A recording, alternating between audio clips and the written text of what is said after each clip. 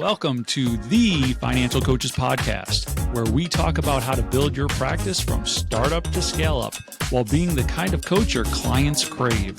Finally, a podcast for financial coaches. Here are your hosts, Maria Casillas and Cody Sizemore. Hello, everyone. Welcome back to the Financial Coaches Podcast. I'm Maria Casillas, joined here by my incredible co-host, Cody Sizemore.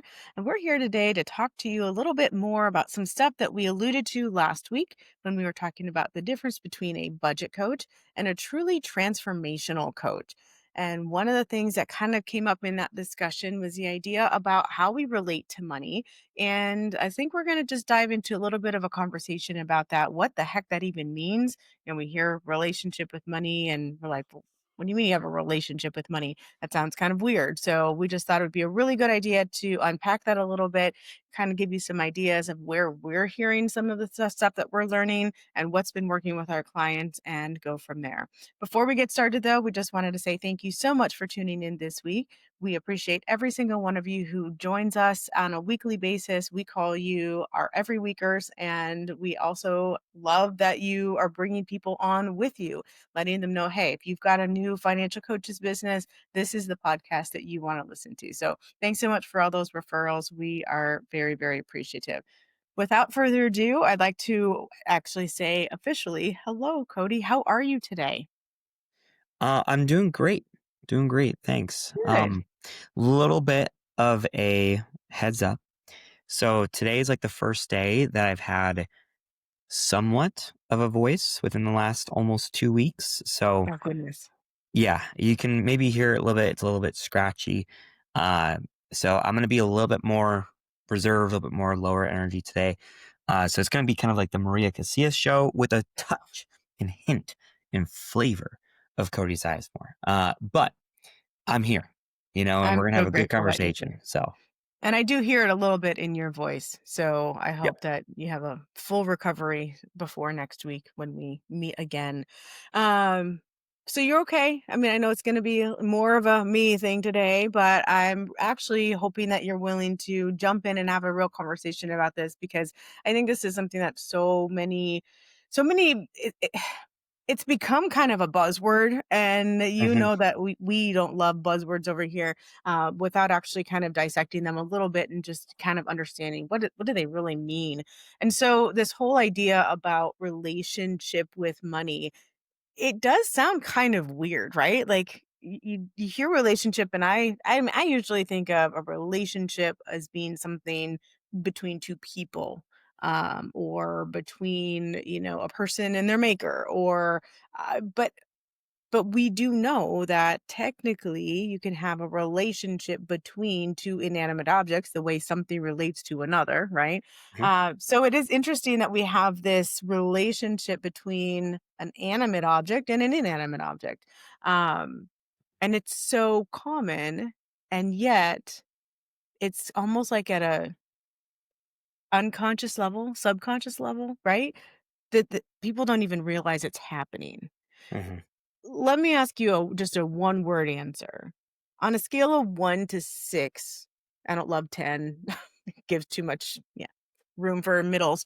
On a scale of 1 to 6, how often would you say that this is something that comes up with your clients? The Whether they know relationship it with or not. money, Yes, sir. 6. A 6. Okay. So Mm-hmm. basically 100% of the time is where Yep. you see this. Okay. And how often, and you can use a percentage this time, how often would you say that they're aware of a relationship with money being the thing that's kind of holding them back? Um, I would say maybe like a 2. Okay. Yeah. So very, very small percentage then. Yep. Okay.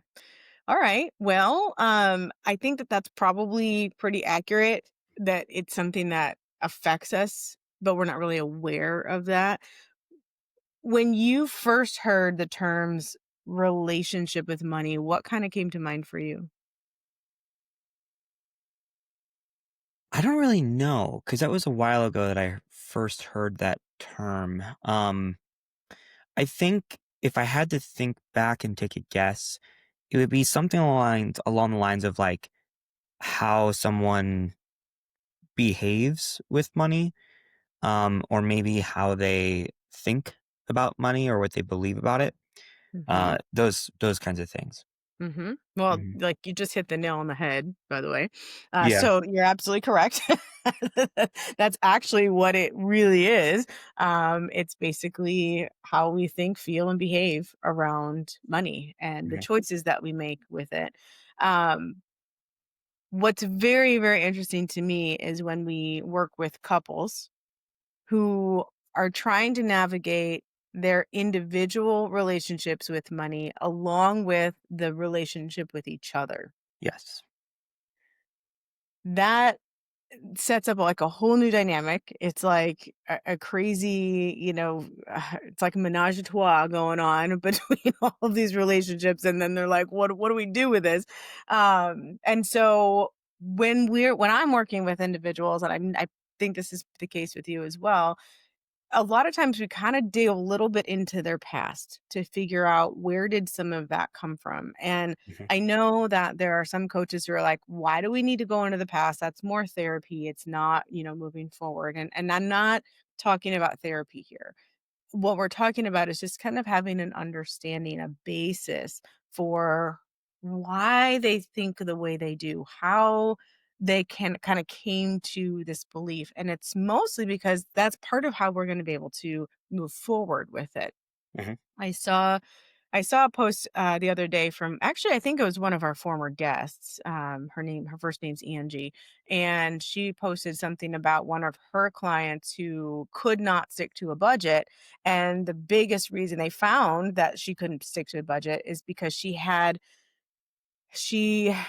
okay, I just saw it recently, and I'm trying to remember exactly what I think it was something along the lines of she had, something around trauma around it.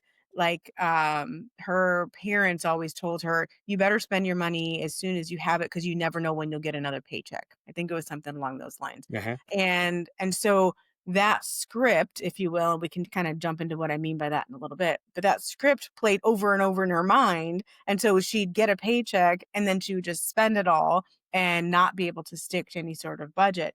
And even though she had had a paycheck, a steady one for over 10 years, that script kept her from believing that that was going to be a reliable source of income for her. And so that coach had to help that person see that in order to break through that and then move forward. And so that's what mean by, like, it's not about therapy per se. It's having an understanding of where does this come from so that we can kind of get an idea of what behavior can we shift by helping to shift the mindset behind something. So, Mhm. um, any thoughts on that before we move on to next pieces? No, I think you hit the nail on the head with that as well. So, I mean, I'm on the same page there. So, Okay. yeah. All right. Sorry. Huh. You're doing You great, wasn't Maria. kidding. What that? You're doing great. Uh, You're funny. Okay. So, the way that we behave around money Mhm. oftentimes has to do with what we think about it and how we believe about it. So, what are some common beliefs that our clients have? I use that one example about, you better spend it now or you never know when you're going to get the next one. But do you have any that have kind of come up for you with your clients?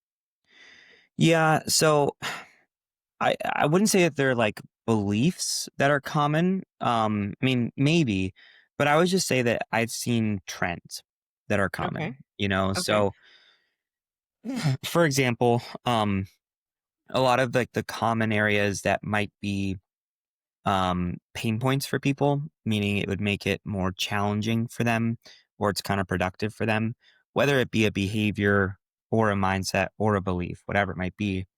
Some of them would be, some spending habits. Mhm. Uh, another big one is guilt and or shame around money. Okay. Okay. The same thing with like embarrassment as well. I would kind of lump all those kind of all together. Then there is avoidance around money. That's a really big one as well. And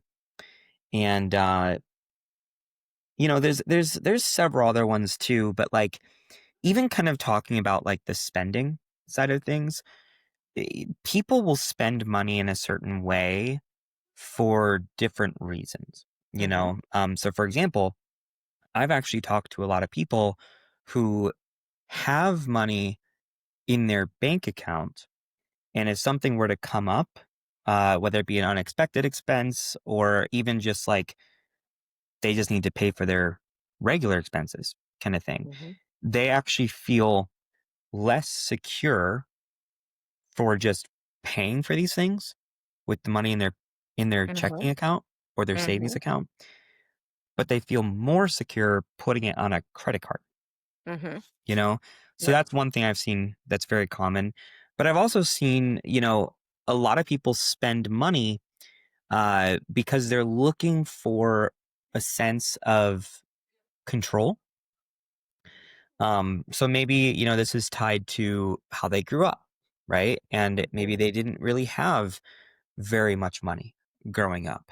They were told no quite a bit, or they saw their peers, get the things that they wanted and they weren't able to. So Mm-hmm. now that they're, an adult and they're making big boy and big girl money and they can make their own decisions, they go after this sense of control, not the sense of like, hey, I should be spending this money, but more so I can Mm-hmm. spend this money. Mm-hmm.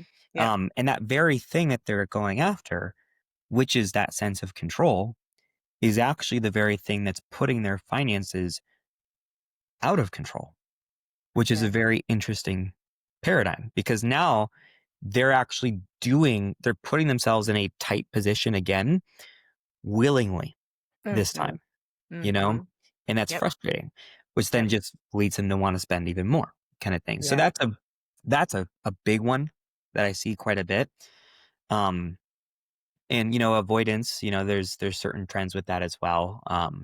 Whether it be that they're trying to avoid making a mistake, or whether it be that they're trying to avoid confrontation in certain Mm-hmm. ways Mm-hmm. with their partner or with their money, whatever it might be. So there's a lot of trends, I would say, that I see. Yeah, I agree. Have you ever heard of Brad Klontz by chance? Mm-mm. No? Nope. Okay. So he is a psychologist and he works with like literally I think his one of his books is The Psychology of Money. I think. Oh, wait, hold on. I'm not sure if he's actually the author of that No, book.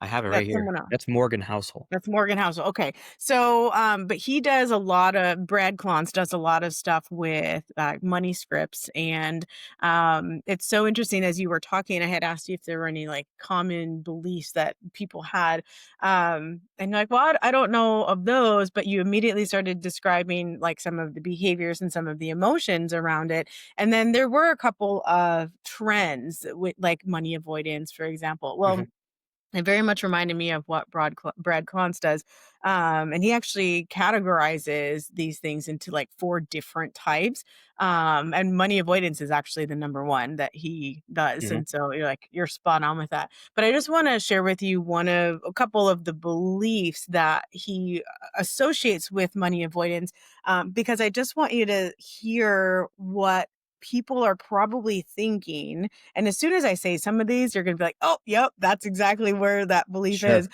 But like the belief that money is bad or evil. Yep. Like Yep. we've heard that, right? It's not polite to talk about money. One doesn't deserve money. Yep. Those are just really common beliefs that will then lead to certain behavior patterns because of the way that they think and feel about those different things. One of the common beliefs under money worship is that more money would make things better. How many of our clients walk into our rooms or to our computers and basically say, "Well, if only I would make more money, all of these things would go away. Yeah. Hmm. All the problems that I have, those would go away." The Yep. belief that one will truly be happy when there's more money. So those are kinds of things where, if we can see what they're doing, because oftentimes, to your point, what we do is we see what they're doing. So in that case, overspending to chase a feeling of happiness. Their relationships are neglected. They have high risk financial behaviors that they're engaged in, like impulsive investing. if we can see their behaviors, then we can sort of step back and go, okay, what might they be thinking? What might that core understanding be for them so that we can kind of help to shift that for them a little bit?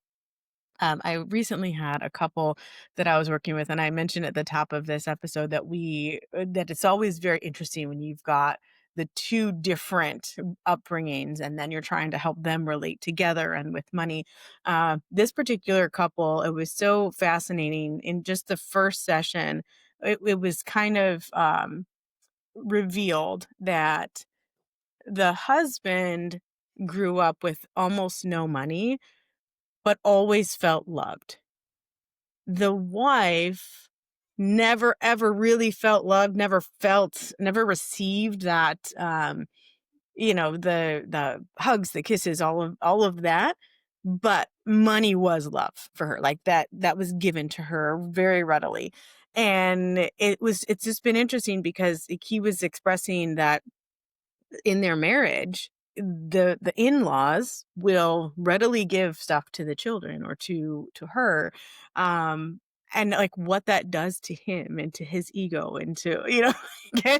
So there was that piece of it, and then there was also the way that she relates to her children, because Mhm. part of their overspending is her just doting on her children all the time and giving them Right. things when they don't need that. The interesting thing, Cody, is that she does love her children and she knows how to give the actual affectionate love.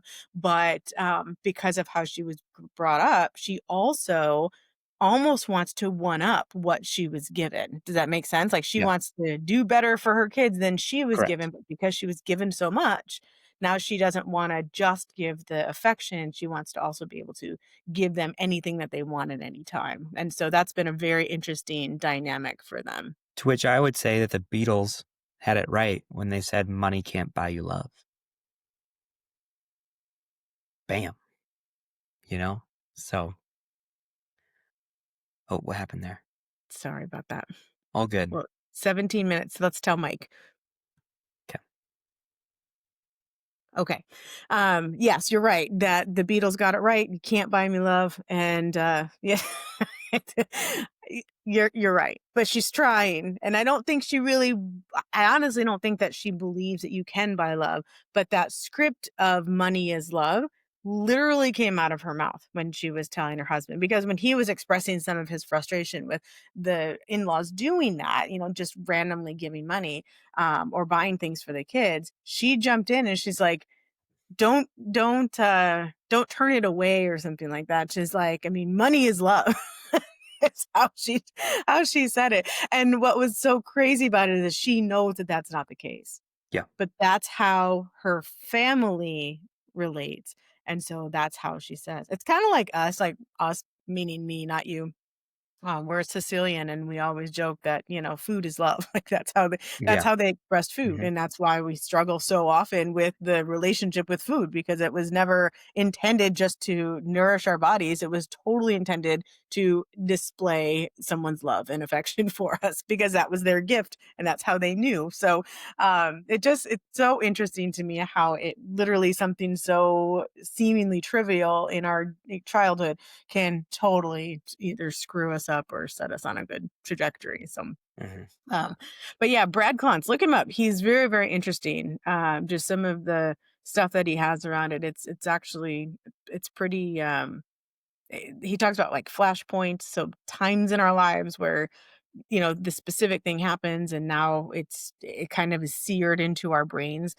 So it's very we're obviously not going to go into it right here, but it is a very interesting topic if you ever have 5 minutes that you don't want to do anything else Yeah. with. Yeah. Well, So I'll definitely look into him. I mean, he looks like he's like, or he seems like he's right up my alley, So, yeah.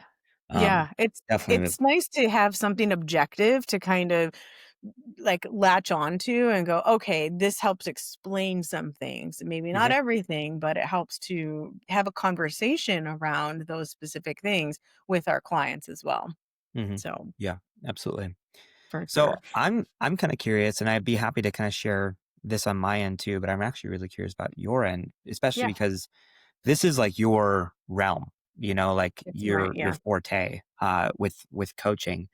But what's the process that you might go into with some clients to help them maybe one identify like what their current relationship might be, and then Mhm. also beyond that, like, talking about, hey, how do we heal from some of these maybe financial wounds that you have? Or how do we, move from being somewhere with our relationship with money that might be holding us back to instead it starts to empower us and move us Mhm. forward, kind of thing. Yeah. What does Really that good. process look like for you? Well, the very unsexy response to that is gonna be questions. Hmm. I Hmm. know it's not really one that people are real excited to hear because, like, please give me something I can chew on and something I can really sink my teeth into. But the reality is, it's a lot of questions. Yeah, So, really I kind agree. of getting to the heart of where some of that was. Asking for stories sometimes is a really good way to kinda understand where somebody might have gotten some scripts. Because if you just, jump into, "Well, what are some of your common beliefs around money?" They're gonna look at you like, What are you talking about?" Hmm. Because if you go back to some of the ideas or the suggestions that I had, the examples earlier about, like, money's evil, there are very few people who are going to identify that as one of their underlying thoughts Hmm. because that's not something that they're actually like, "Hey, I woke up one day and I thought money's evil." And we've been told now by a lot of people that, well, money's an inanimate object, so it doesn't have good, it doesn't have evil. You can do good, you can do evil, but it is not itself good or evil. And so they're gonna have all of those competing thoughts thinking, like that why would I even believe that?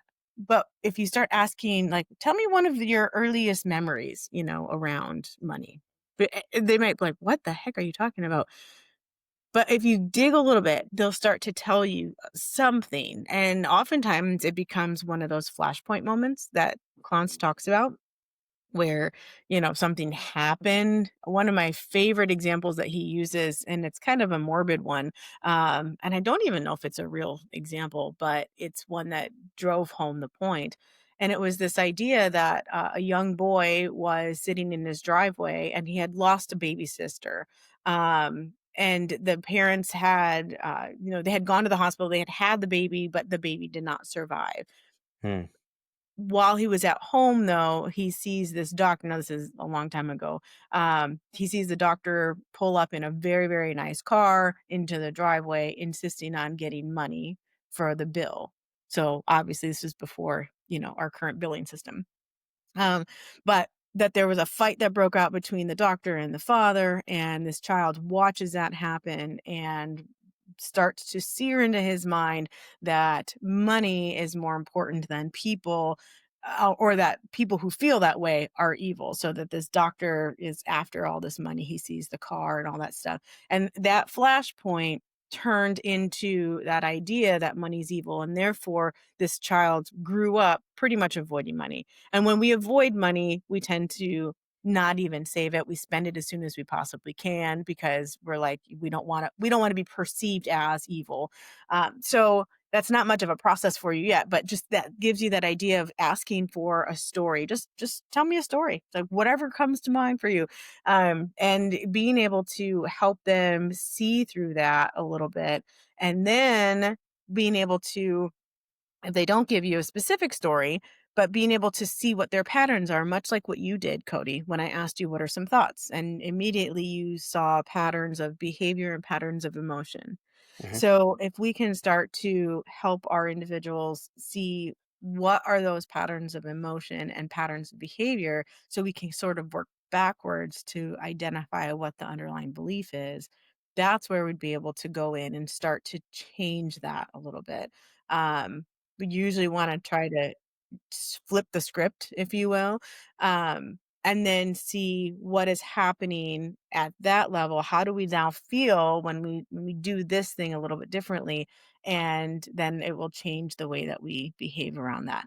Unfortunately, it's a process that takes a little while Hmm. because nothing changes overnight and we're not going to see all of those results right away. But it is one that's very much worthwhile because it is definitely more sustainable than just use a budget. Just do that, like Mhm. that's all you need to do.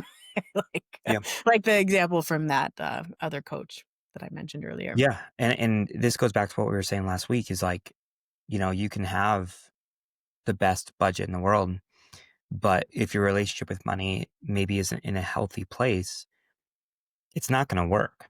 Right. It's just not, which is why like I actually, the way I kind of have my curriculum structured with my program Mm-hmm. is before we even jump into the numbers, the very first meeting that we have is about the relationship with money.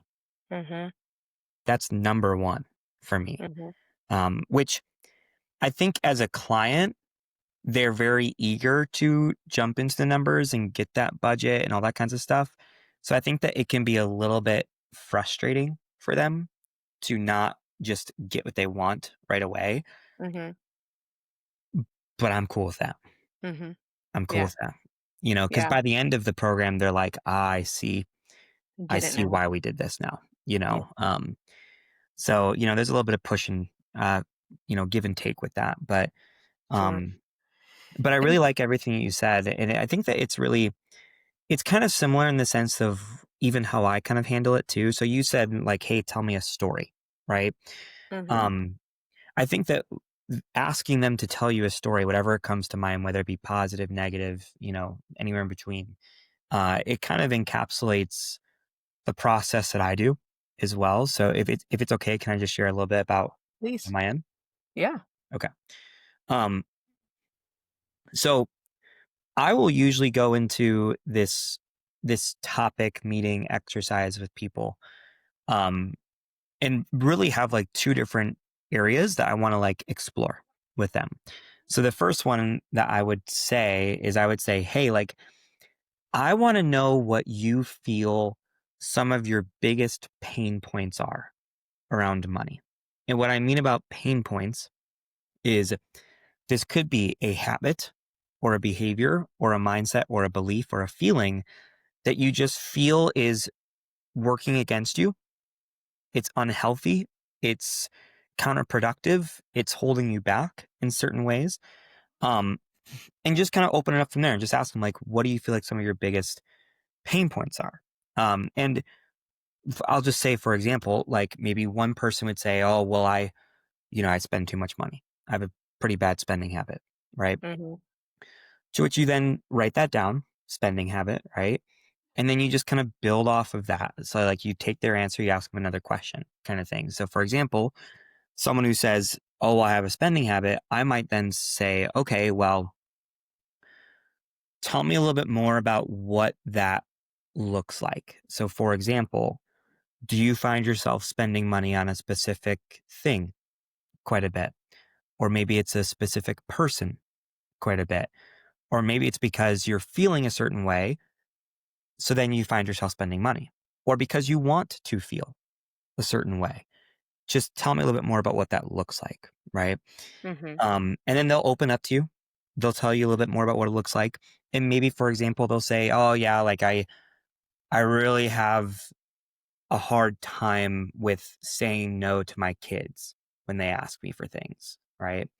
And I just give, give, give, give, give. And the boundaries there are just, I just can't say no to them. Right. Mm-hmm. Okay. Well, then take that and start asking more open ended questions and digging and stuff like that. Right.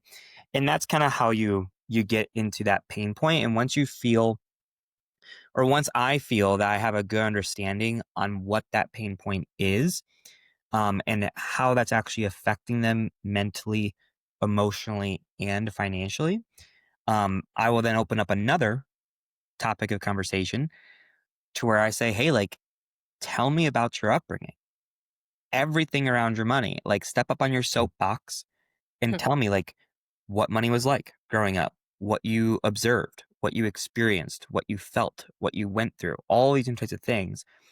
And usually, well, at least what I found is that there's usually ties between how they're feeling or behaving around with their money now Mm-hmm. and what they went through or what they observed growing up, right? Mm-hmm. And usually those ties, at least on my end, that helps me accomplish a few things. So having this conversation in this way, it allows me to understand them on a little bit of a deeper level.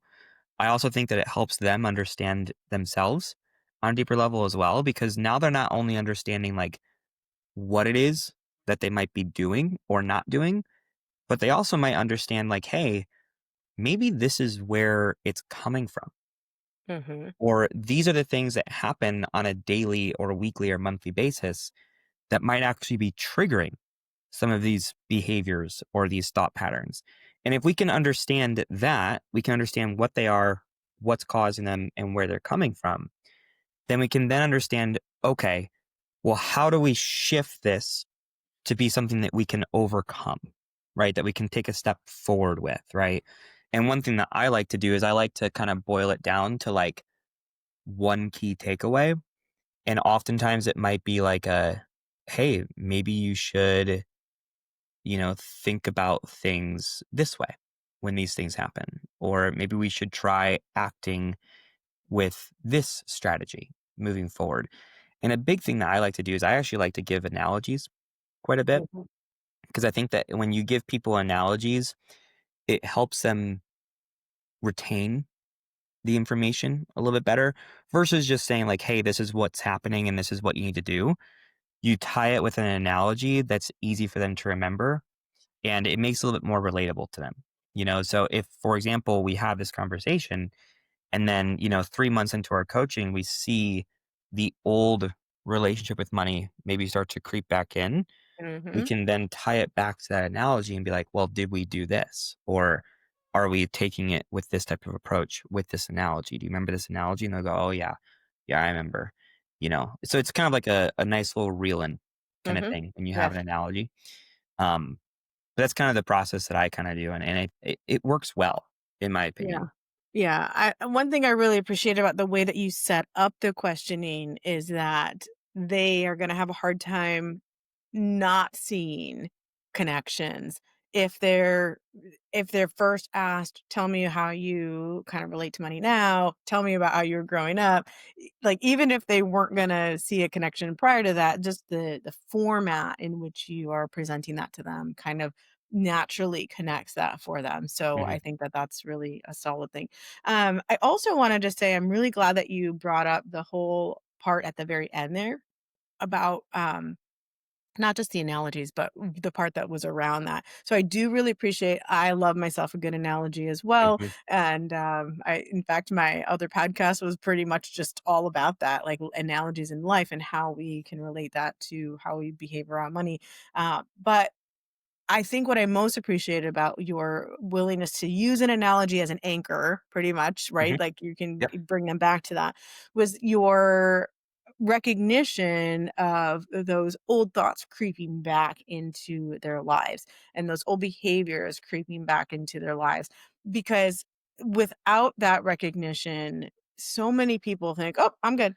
I'm good. Like I figured this out. I know where it comes from. I know what to do differently now, and there's this false sense of security around that, and they really don't recognize like that's probably going to come back, and if you're not ready for that, even if you are ready for that, it can really just like take the rug out from under you. Hmm. And in the behavioral world, we call that relapse, and we talk about different triggers, and I think you actually use that word, trigger. But it's so important because we know that our clients are not going to be with us forever, and our hope is that they don't feel like they need to be with us forever. But if we don't help them know now that that is something that's likely to happen later, we're really doing them a disservice. And so I think what I really appreciate about you utilizing the analogy as, like I said, an anchor where you can bring them back once they start having some of that old thinking creeping back in, it gives them something what not emotional to kind of grasp onto, because it's a little safer, I think. If you see somebody who is being triggered and they're kind of heading back in that other direction, it can be a lot more confrontational, maybe. It could be received that way if you just like, hey, do you see that you're doing this thing over here? But if you're using that analogy, now it's something that is a little bit more removed from the situation. It takes them out of it and puts it into like just a language around which you can speak. And it still gives them the same outcome because they know what you're talking about when you say that, but it feels a lot less attacking, if you will. So I really like that, the fact that you do that as well. I also think that it not only does that, but I think that it also gives like a visual Hmm. aspect to it. Absolutely. Yep. So for example, like avoidance is a big one, right? And there's a lot of Hmm. different analogies that I use for of different types of avoidance because there are different types of Hmm. avoidance, right? Um, but there is one that I really like to use for, I would say, one of the more common types of avoidances. And that's an analogy of like, I'm not going to go into it super deeply, but basically there's like this analogy metaphor of a cow and a buffalo with a storm. And, basically they see the storm coming and the cow tries to get away from the storm. But because he's running away in the same direction the storm is traveling, the storm catches up with him and then he stays in that storm for way longer than he actually needs to. He prolongs his suffering, right? Whereas the buffalo sees things with a different perspective to where he also looks at that storm, doesn't want to be a part of it either, but he understands that if he runs into it, that he's going to be going west, whereas the storm's going to be traveling east, meaning that he's going to get through that storm a lot faster, kind of thing. Mhm. Um, Mhm. so the analogy of the cow and the buffalo, it's very easy to when we notice that maybe a person is having those avoidance tendencies to creep back up, we can literally just ask them, be like, "So in this scenario that happened, did you see yourself being the cow or the buffalo?" Mhm. Mhm. And immediately they're going to know exactly what that means, you Yep. know? So I think that even just having like that visual aspect also just helps people center themselves pretty quickly as well. Yep. I agree. I really, really appreciate that you brought that into the conversation because I think it's something that our listeners can really just grasp onto and start using right away. So even if this Mhm. entire process is intimidating and you're like, I don't know anything about some of these things, where do I even begin? That whole idea of using what you already have, I mean, that's the idea of like fables, right? Like it gives us an idea, a moral lesson at the end. We can connect with one or more of the characters and really understand that. So that's what I was reminded of when you mentioned the buffalo. When if you guys have those in your back pocket, it gives you a way to talk to your clients and have them relate to you. And again, it sets it up. When you said, "Are you this? Are you that?" It's their way of being able to identify with one of those characters Mhm. and not feel like you are telling them, A, that they're one of those characters, or B, that it's right or wrong but they do know that it could be destructive, it could be unproductive, it could be, it allows them to be able to put the words around that and Yeah. the I was gonna say the judgment around that, but it does. It allows them to judge their decisions in a way that actually is good for them. So, I think it anyway, I gives them the really opportunity to choose who they want to be, you know? yeah. Yeah. Oh, Um, I really love the way you just said that. yeah. 100%. Because that's really what like, that's one of the things that I work on immediately is that this isn't even about the process so much as it is about Mhm. who you wanting to become in that process. Right. And so I really appreciate that yeah, if you're looking at these characters, who do you want to be in this situation and in life in general? Yeah. Yeah. Because the money follows who you are, Mhm. you know? It's usually not the opposite way around. So if Mhm. you can choose, like, well, if I'm going to be this type of person, then this type of person handles their money this way, behaves with their money this way, views their money this way, and then has success with their money this way. Mhm. Or I can choose to be this type of person, maybe the type of person that I was before. And Mhm. I know all about how that feels, right? Yep. And I don't want that, So Yep. it just allows them to choose not what they want their money to do, but more so who they want to be. which will then dictate what their money does. Yeah. Yeah. Not right away, but it will Mhm. eventually dictate that. Yep. And so, yeah, that's what we're here to help them realize.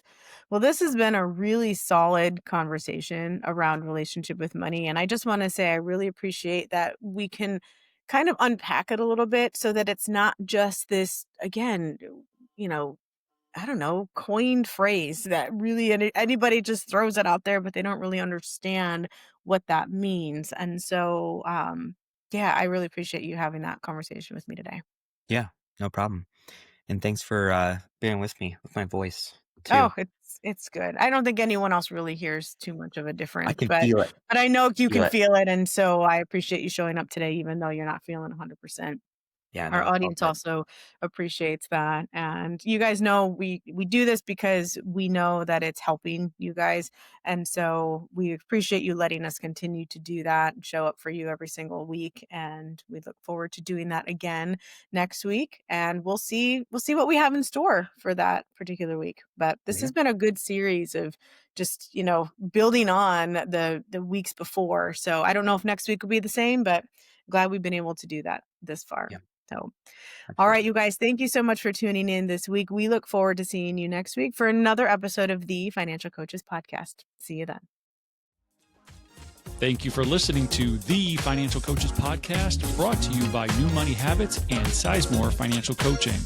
Submit your questions to our hosts by emailing podcast@newmoneyhabits.com. Be sure to subscribe to be notified of future episodes and join our growing group of like-minded coaches on Facebook. And until next time, happy coaching.